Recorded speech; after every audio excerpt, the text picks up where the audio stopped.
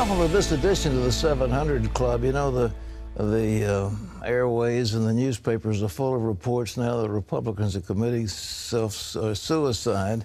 Fred Barnes is saying they're going to lose the election. And, you know, the nastiness has been introduced into this election by none other than Donald Trump. There was a thing when I did my little political thing. We stuck to the 11th commandment, thou shalt speak ill of no fellow Republican. And you cannot have people shooting at each other viciously and think that that won't go into the general election and it'll poison the waters for your ultimate nominee. So I just think when we see charges of lies, threats of lawsuits, allegations of dirty tricks, the brutal battle for votes races on in the crucial South Carolina primary, but it will all be over on Saturday, at least this phase of it.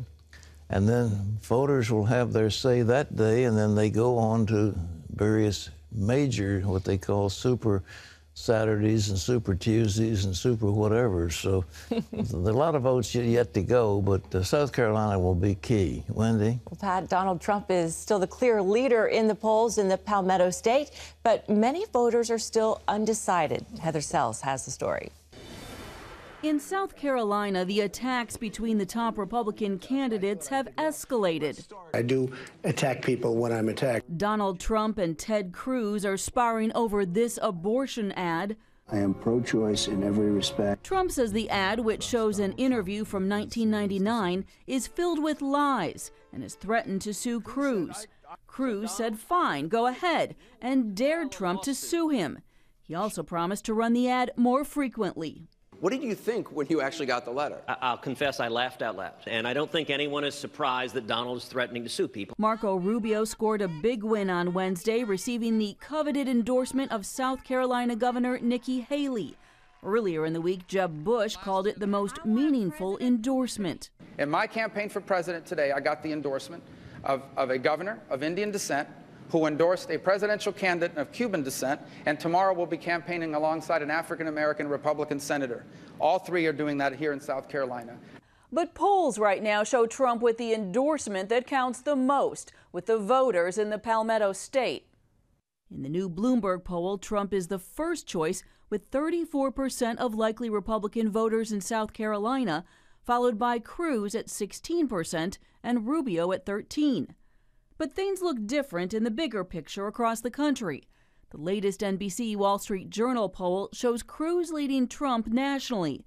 He's up by 28% compared to Trump at 26% and Rubio with 17%. Cruz's lead is within the margin of error, so the race is statistically a tie, but it still could be an indication that Cruz has momentum across the country. On the Democratic side, Hillary Clinton and Bernie Sanders are gearing up for the Nevada caucus on Saturday. Sanders is working to raise his support among blacks and Hispanics. Clinton is also courting minorities in an effort to offset Sanders' popularity with younger voters. In both South Carolina and Nevada, many voters may decide at the last minute. And as always, they will have the final say. Heather Sells, CBN News. If I were in charge of the Republican Party particularly, I would limit these debates. These things are self-inflicting wounds that are just totally unnecessary. They ought to have 3 or 4 max, and that's it. Anyhow, it goes on. And Donald Trump has told CBN News he would stop taxpayer money from going to Planned Parenthood if he was elected president. John Jessup has that story. That's right, Pat. In an exclusive interview with CBN's David Brody, the Republican frontrunner says he'd sign a bill from Congress that would defund the nation's largest abortion provider. He made that declaration exclusively to David on a campaign swing in Charleston, South Carolina, Wednesday. As a President Trump, if a bill came to your desk that would defund Planned Parenthood, you would support that? You would sign that? Yes, because as long as they do the abortion, I am not for funding Planned Parenthood. But they do cervical cancer work. They do a lot of good things for women. But as long as they're involved with the abortion, as you know, they're involved. Now, they say it's 3% of their work. Some people say it's 10%. Some people say it's 8%. I hear all different percentages, but it doesn't matter. As long as they're involved with abortion, as far as I'm concerned, forget it. But we have to remember, and I wouldn't fund them, regardless. But they do other good work. Okay, you look at cervical cancer. I've had women tell me they do some excellent work. So I think you have to also put that into account. But I would defund Planned Parenthood because of their view and the fact that they work on abortion. Trump's closest rival, Ted Cruz, is telling voters the billionaire can't be trusted on the abortion issue because of his pro-choice past and some of the nice things he's been saying about services Planned Parenthood provides. We'll have more of David's interview with Trump tomorrow. And as a reminder, Pat will be interviewing Donald Trump next Wednesday at Regent University, and we'll have that interview on next Thursday's 700 Club. President Obama will pay a visit to Cuba next month as he works to reopen doors between the U.S. and the communist island nation. Obama's stop in Cuba is part of a broader planned trip to Latin America. Republican presidential candidates Ted Cruz and Marco Rubio oppose the visit. Both senators have ties to Cuba, and they warn the trip could have damaging repercussions for the United States. President Obama won't be attending the funeral of the late Supreme Court Justice Antonin Scalia. The President and First Lady will go to the Supreme Court Friday and pay their respects to Justice Scalia. Meanwhile, Vice President Biden and his wife plan to go to the funeral. The White House didn't say if Mr. Obama had a schedule conflict that would keep him from attending the funeral.